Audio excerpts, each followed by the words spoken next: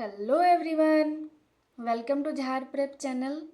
Current affairs revision class का ये पहला लेक्चर है और मैं मंथली करंट अफेयर्स का भी लेक्चर लेती हूँ। प्लीज़ मेरे प्लेलिस्ट में जा कर के एक बार चेक कर लीजिए और पसंद आए तो अपने दोस्तों को भी शेयर करिए। चलिए आज के पहला क्वेश्चन की ओर बढ़ते हैं। फिर उगना हिंदी कविता संग्रह के लिए साहित्य अकादमी युवा पुरस्कार 2025 किसे मिला?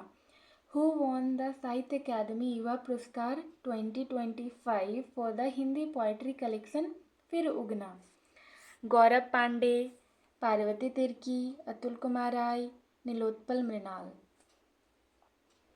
तो इसका सही आंसर हो जाएगा option number B, Parvati Tirkey. Parvati Tirkey को इस वर्ष यानी 2025 का साहित्य अकादमी युवा पुरस्कार 2025 दिया गया है। किस लिए दिया गया है, उनके किस काम के लिए दिया गया है? तो उनके ये काम है हिंदी पोएट्री कलेक्शन ने क्या है, फिर उगना। तो हम क्या याद रखेंगे, 2025 का साहित्य अकादमी युवा पुरस्कार किसे दिया गया है? पार्वती तिर्की। और उनके किस काम के लिए क्या दिया गया है? फिर उगना। फिर उगना क्या है? पोएट्री कलेक्शन है। चलिए आज के अगला क्वेश्चन की ओर बढ़ते हैं। विच वर्क वॉन द साहित्य अकादमी युवा पुरस्कार 2025 इन इंग्लिश? अंग्रेजी में साहित्य अकादमी युवा पुरस्कार 2025 किस रचना को मिला? इससे पहले हमने देखा कि साहित्य अकादमी युवा पुरस्कार हिंदी में किसे दिया गया है। अब ये क्वेश्चन पूछ रहा है कि इंग्लिश में किसे दिया गया है। चलिए ऑप्शन को देखिए और अटेम्प्ट करने की कोशिश करिए। पहला ऑप्शन है बनारस आ हम, दूसरा है Siddharth the boy who became the Buddha, फिर उगना, मजरूल हक, तारीख़ आज़ादी ये हिंद।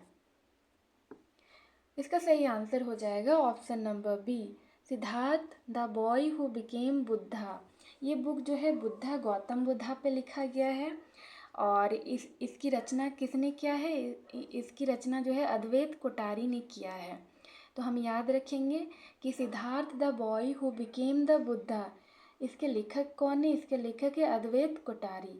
और इस वर्क को यानी कि Siddharth the boy who became the Buddha को साहित्य अकादमी युवा पुरस्कार 2025 दिया गया है इंग्लिश में। ठीक है। Who are the recipients of 58th Jnanpith award for the year 2023?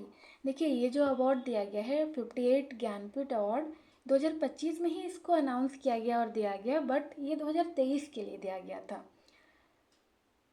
चलिए ऑप्शन देखिए, विनोद कुमार शुक्ल एंड जी शंकरा कुरूप, जगत गुरु राम भद्राचार्य और गुलजार, प्रतिभा राय एंड गुलजार, जगत गुरु राम भद्राचार्य और विनोद कुमार शुक्ल।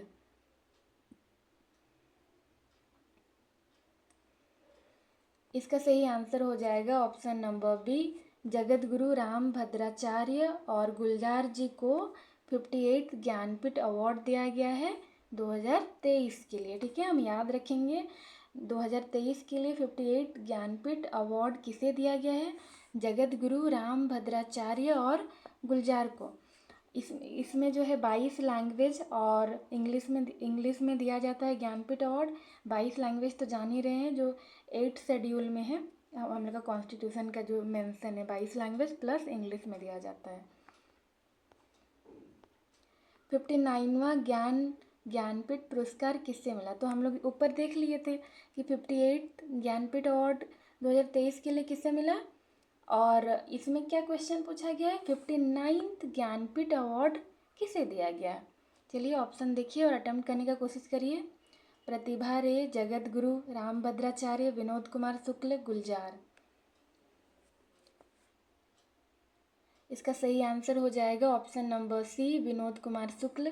ये छत्तीसगढ़ के एक राइटर हैं और एक क्या है, एक हिंदी राइटर हैं। ठीक है, तो हम याद रखेंगे कि हिंदी में ये अवार्ड दिया गया है। कौन सा अवार्ड मिला, किसको मिला? विनोद कुमार शुक्ल को मिला 59th ज्ञानपीठ अवार्ड दिया गया। और 58 किसको दिया गया है? देखिए बी और सी को मिला करके जगत गुरु राम भद्राचार्य प्लस गुलजार जी को जो है 58 मिला है, 58 ज्ञानपीठ अवार्ड। कानून आयोग के वर्तमान अध्यक्ष कौन है? Who is the current chairman of law commission of India? तो अभी कौन सा लॉ कमीशन है? ये 23rd लॉ कमीशन है। तो इसमें पूछा गया है कि उनके चेयरमैन कौन है, फिलहाल अध्यक्ष कौन है? Justice Ranjan Gogoi, justice Dinesh Maheshwari, justice Sharad Arvind Bobde, justice N V. Ramana. तो इसका सही आंसर हो जाएगा option number B, justice Dinesh Maheshwari. Justice Dinesh Maheshwari जो है करेंटली चेयरमैन है, किसके चेयरमैन है? Law commission of India. और ये कौन सा है? 23rd law commission of India. ठीक है, हम याद रखेंगे कि जस्टिस दिनेश माहेश्वरी जो है 23rd कानून आयोग के वर्तमान अध्यक्ष हैं। और ये इनका टेन्योर कब तक है? इनका टेन्योर 2027 तक है। ठीक है, और कब ये नोटिफाई किया गया था 23rd लॉ कमीशन को? ये किया गया था 2 सितंबर 2024 को किया गया था। ठीक है, हम याद रखेंगे।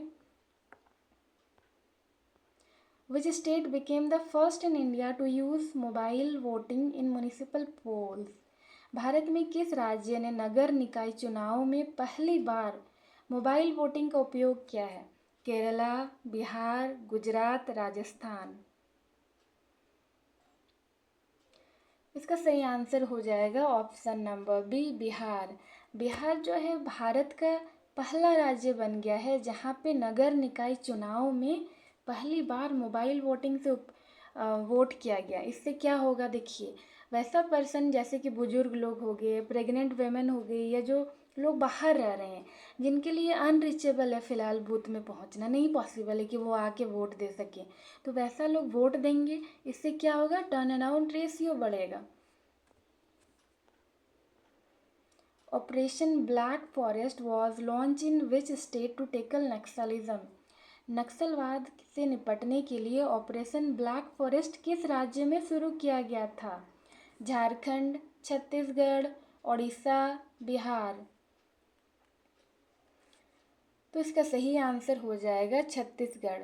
छत्तीसगढ़ में जो है ऑपरेशन ब्लैक फॉरेस्ट नाम का ऑपरेशन चलाया गया था।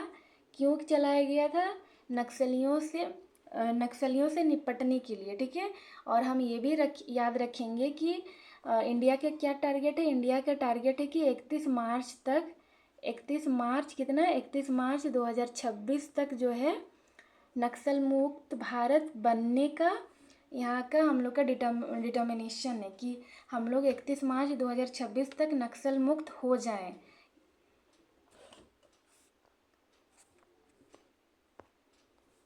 In Bangladesh, Operation Devil Hunt mainly targeted alleged loyalists of which former prime minister? Bangladesh में ऑपरेशन डेविल हंट मुख्य रूप से किस पूर्व प्रधानमंत्री के कथित समर्थकों को निशाना बनाने के लिए चलाया गया?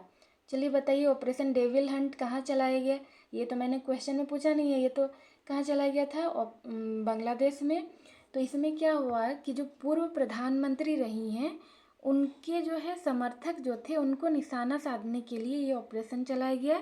जो अभी करंट इंटरिम गवर्नमेंट है उसके प्राइम मिनिस्टर, तो कौन है अभी इंटरिम गवर्नमेंट के प्राइम मिनिस्टर? वो है मोहम्मद यूनुस। लेकिन ये नहीं पूछा गया इसमें ये पूछा गया कि बांग्लादेश में ऑपरेशन डेविल हंट मुख्य रूप से किस पूर्व प्रधानमंत्री के कथित समर्थकों को निशाना बनाया गया।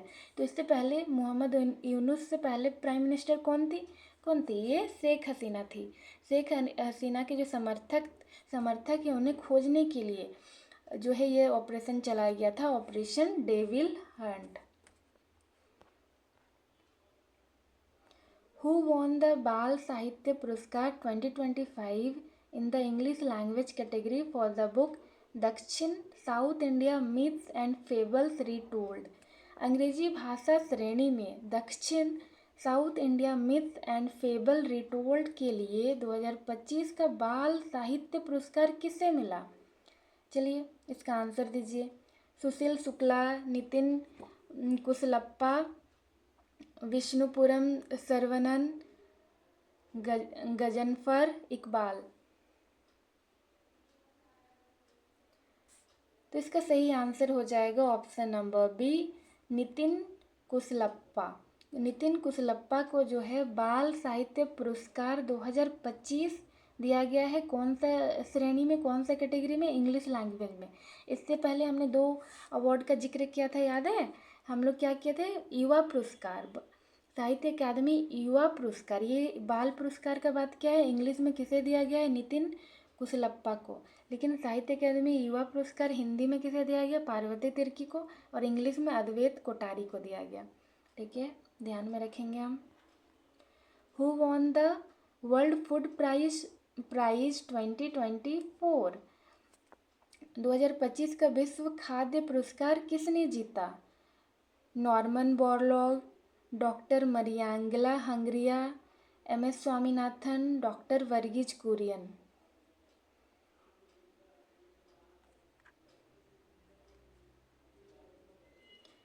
इसका सही आंसर हो जाएगा option number B, doctor Mariangela Hungria. इसे हम क्या कैसे याद रखेंगे? देखिए, जब हम लोग खाना कब खाते हैं? जब हम लोग हंगरी होते हैं।